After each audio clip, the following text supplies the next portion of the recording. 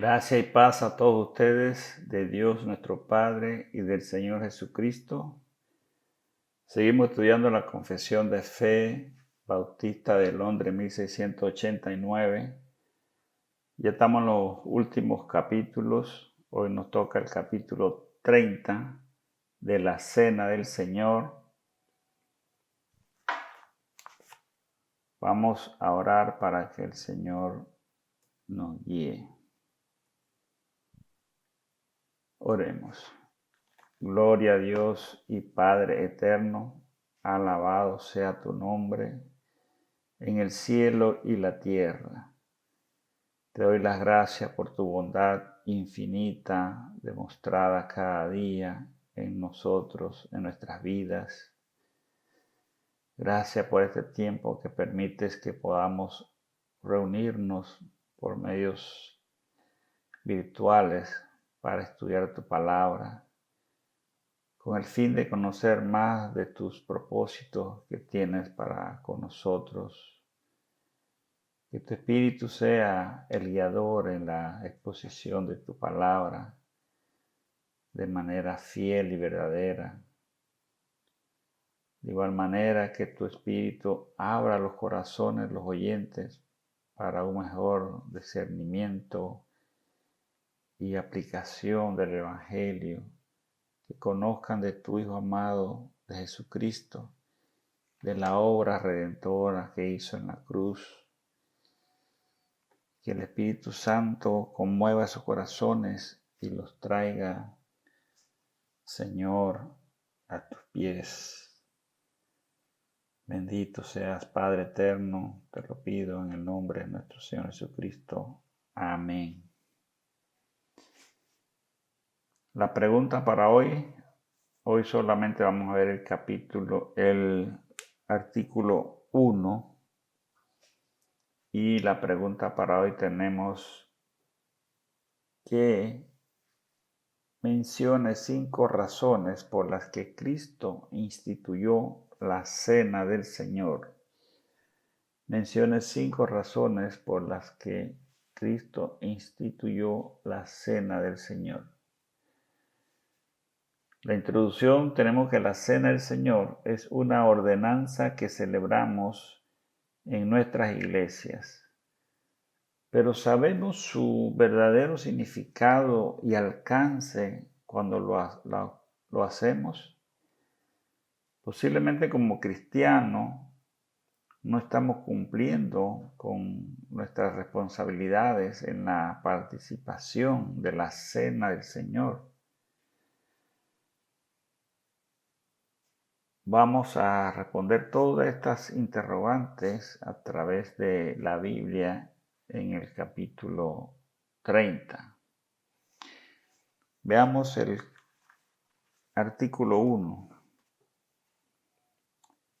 Dice, la Cena del Señor Jesús fue instituida por Él la misma noche que fue entregado, para que se observara en sus iglesias hasta el fin del mundo, para el recuerdo perpetuo y para la manifestación del sacrificio de sí mismo en su muerte, para confirmación de la fe de los creyentes en todos los beneficios de la misma, para su alimentación espiritual y crecimiento en Él, para un mayor compromiso en todas las obligaciones que le deben a Él, y para ser un vínculo y una prenda de su comunión con Él y entre ellos mutuamente. Artículo 1 de la Confesión de Fe, del capítulo 30. Ahora veamos el numeral 1. La Cena del Señor Jesús fue instituida por Él la misma noche que fue entregado. Busquemos el libro de el Evangelio Mateo, versículo 26, del 20 al 26. Dice la palabra del Señor. Cuando llegó la noche, se sentó a la mesa con los 12 y mientras comía, dijo: De cierto os digo que uno de vosotros me va a entregar. Y entretecidos en gran manera, comenzó cada uno de ellos a decirle: ¿Soy yo, Señor? Entonces él respondió y dijo: El que mete la mano conmigo en el plato, ese me va a entregar. A la verdad el Hijo del Hombre va, según está escrito de él, mas ay de aquel hombre por quien el Hijo del Hombre es entregado. Bueno le fuera a ese hombre no haber nacido. Entonces respondió Judas, el que le entregaba, dijo: ¿Soy yo, maestro? Le dijo: Tú lo has dicho. Y mientras comía, tomó Jesús el pan y bendijo y lo partió y dio a sus discípulos y dijo: Tomad, comed, esto es mi cuerpo. Este texto de Mateo nos enseña el autor de la Santa Cena. Jesús, sabiendo que esa noche sería entregado por uno de sus discípulos, había programado la última cena con ellos. El propósito de esta última cena es instituirla para su pueblo, para sus seguidores, para su iglesia. Él tenía todo el poder otorgado por su Padre Celestial para instituirla.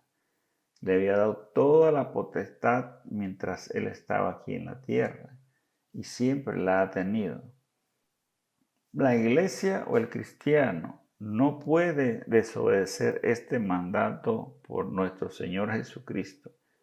Usted no puede descuidar ser miembro de una iglesia para participar de la Santa Cena del Señor. Literal 2, para que se observara en sus iglesias. ¿Dónde debemos observar la Cena del Señor? Cuando las iglesias fueron cerradas por la pandemia del COVID-2019, surgieron muchas preguntas de las congregaciones si cada padre de familia podía celebrar la Cena del Señor en su casa con sus familias, o como pastores debemos responder con lo que dice la palabra. Hechos 2, 41 y 42. Así que los que recibieron su palabra fueron bautizados y añadieron aquel día como 3,000.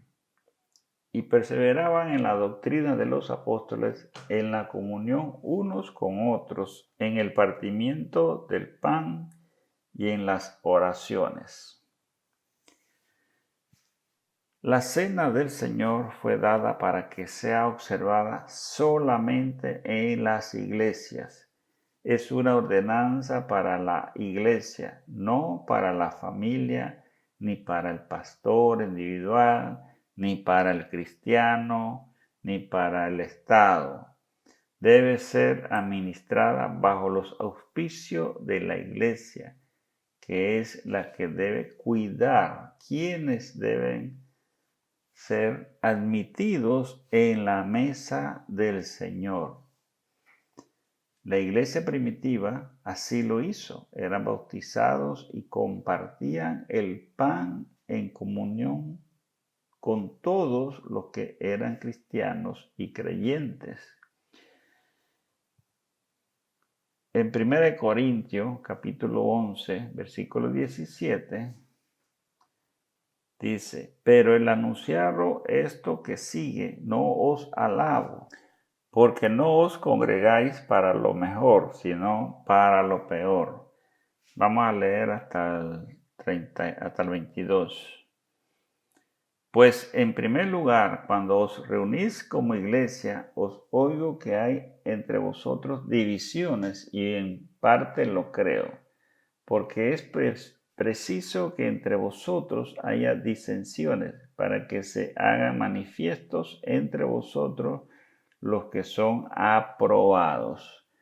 Cuando pues os reunís vosotros, esto no es comer la cena del Señor, porque al comer cada uno se adelanta a tomar su propia cena, y uno tiene hambre y otro se embriaga.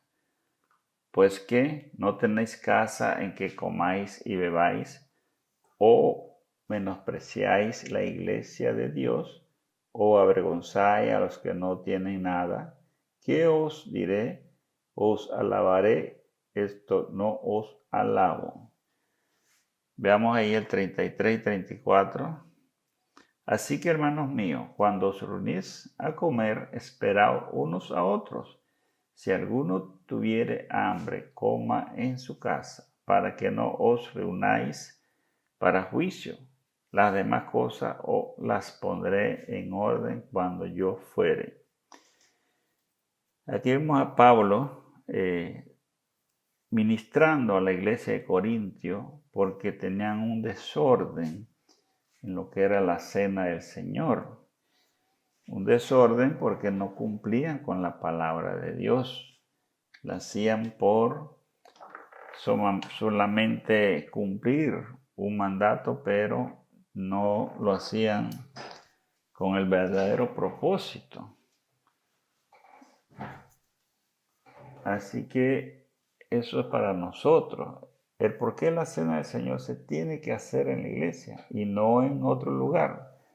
Porque la iglesia se cuida uno con otro, que se haga con fidelidad al significado, que es recordada la muerte y resurrección de nuestro Señor Jesucristo, y que la edificación espiritual es de toda la iglesia. Literal 3. Hasta el fin del mundo. ¿Hasta cuándo debemos observar la cena del Señor? Bueno, veamos qué dice Marco, capítulo 14, 24 y 25. Dice Jesús a sus discípulos y le dijo: esto es mi sangre del nuevo pacto, que por muchos es derramada. De cierto os digo que no beberé más del fruto de la vid hasta que el día en que lo beba nuevo en el reino de Dios. Jesús dice: esto es mi sangre del nuevo pacto. Y el pacto significa del griego diadeike, una voluntad, un testamento, un pacto, un contrato, un plan en el que dos personas o grupos están de acuerdo y se suscriben. Si bien la palabra puede significar un acuerdo entre dos partes, cada una aceptando mutuas obligaciones, con mayor frecuencia es una declaración de la voluntad de una persona. En la Biblia, Dios es quien toma la iniciativa, pone las condiciones y define como un decreto, una declaración de propósito. Dios hizo pacto con Noé, con Abraham, con Moisés, con Israel. En el Nuevo Testamento Jesús ratificó con su muerte en la cruz ese nuevo pacto. Jesús anuncia que no beberá más esta copa hasta que Él venga en el nuevo reino de Dios, o sea, hasta que Jesucristo venga por segunda vez. Y nos deja que nosotros la observemos hasta que Él venga periódicamente. Por lo general, pues las iglesias lo hacen, las evangélicas lo hacen una vez al mes, En las católicas romanas lo hacen todos los días, cada momento, cada servicio, cada misa, como le llaman. Lo hacen así, pues la Biblia no muestra cuál es la periodicidad que se debe hacer. Dice Lucas 22, 17 al 22. Y habiendo tomado la copa, dio gracias y dijo: tomad esto y repartidlo entre vosotros. Porque os digo que no beberé más del fruto de la vid hasta que el reino de Dios venga. Y tomó el pan y dio gracias y lo partió y les dio diciendo: esto es mi cuerpo que por vosotros es dado. Haced esto en memoria de mí. De igual manera, después de que hubo cenado, tomó la copa diciendo: esta copa es el nuevo pacto en mi sangre, que por vosotros es derramada. Mas he aquí la mano del que me entrega está conmigo en la mesa. A la verdad, el Hijo del Hombre va según lo que está determinado, pero ay de aquel hombre por quien es entregado. Vemos aquí que Jesús, todos los evangelios, ya leímos Mateo, ahora Marcos está diciendo, ahora Lucas está diciendo básicamente lo mismo que pasó esa noche. Los 4 evangelios van a hablar sobre la cena del Señor. Jesús en el versículo 18 vuelve y repite que no tomarán la cena hasta que el reino de Dios venga. Y también en el 19 repite que este es mi cuerpo por vosotros es dado. Hace esto en memoria de mí.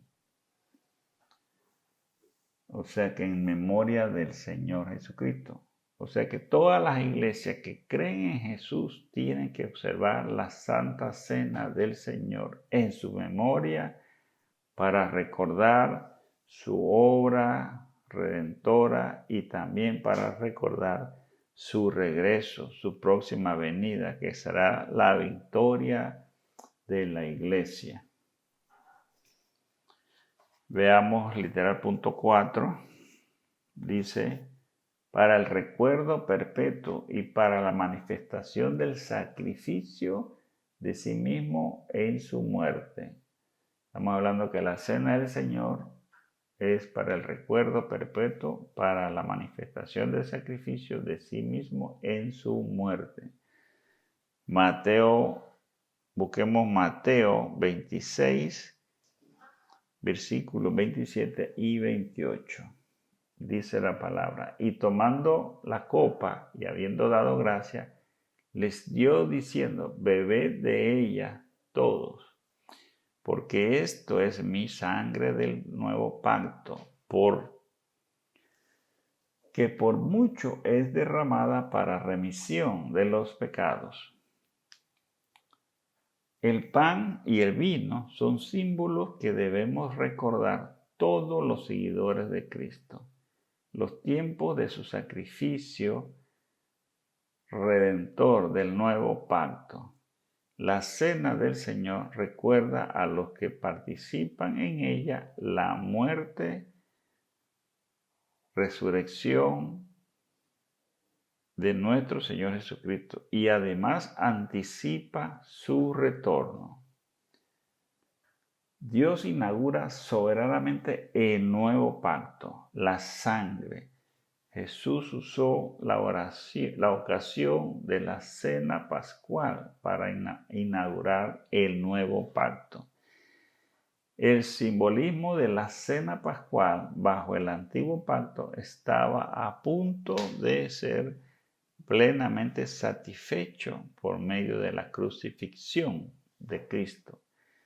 En ese momento histórico, Jesús transformó el significado de los elementos de la cena pascual en los símbolos de un nuevo pacto. El pan representa ahora su cuerpo, el cual sería dado, y la copa su sangre, la cual sería derramada para el perdón de los pecados. Los santos requisitos de Dios y del Antiguo Testamento, del Antiguo Pacto, estaban a punto de ser satisfechos para siempre. Una nueva y viviente manera de entrar en la presencia y la provisión de Dios estaba siendo preparada a través de Cristo, el Cordero de Dios. Veamos el literal 5. Para confirmación de la fe de los creyentes en todos los beneficios de la misma, la Santa Cena. Busquemos Romanos capítulo 4, versículo 11. Y recibió la circuncisión como señal, como sello de la justicia de la fe que tuvo estando aún incircunciso, para que fuese padre de todos los creyentes no circuncidados, a fin de que también a ellos la fe les sea contada por justicia. La cena del Señor confirma la fe del creyente, la fe de toda la iglesia, la fe que obtiene la salvación por medio de Jesús y los beneficios que recibe el creyente que resucitará con Cristo. Son parte de la familia cristiana, que son herederos del reino de Dios. Veamos el versículo, el literal 6. La cena del Señor, para su alimentación espiritual y crecimiento en Él. Buscamos el Evangelio de San Juan, capítulo 6, los versículos 29, el versículo 35 y el versículo 47 al 58. Dice el 29, 6:29. Respondió Jesús y le dijo: esto es la obra de Dios, que creáis en el que Él ha enviado. Versículo 35 de Juan 6. Jesús le dijo: yo soy el pan de vida, y el que a mí viene nunca tendrá hambre, y el que en mí cree no tendrá sed jamás. Ahora veamos del 47 al 58. Juan 6, 47 al 58. De cierto os digo, el que cree en mí tiene vida eterna. Yo soy el pan de vida. Y vuestros padres comieron el maná en el desierto y murieron. Este es el pan que desciende del cielo para que el que de él come no muera. Yo soy el pan vivo que descendió del cielo. Si alguno comiere de este pan, vivirá para siempre, y el pan que yo daré es mi carne, la cual yo daré por la vida del mundo. Entonces los judíos contendían entre sí diciendo: ¿cómo puede éste darnos a comer su carne? Jesús le dijo: de cierto os digo, si no coméis la carne del Hijo del Hombre y bebéis su sangre, no tenéis vida en vosotros. El que come mi carne y bebe mi sangre tiene vida eterna, y yo le resucitaré en el día postrero. Porque mi carne es verdadera comida, y mi sangre es verdadera bebida. El que come mi carne y bebe mi sangre, en mí permanece y yo en él. Como me envió el Padre viviente y yo vivo por el Padre, asimismo el que me come, él también vivirá por mí. 58. Este es el pan que descendió del cielo,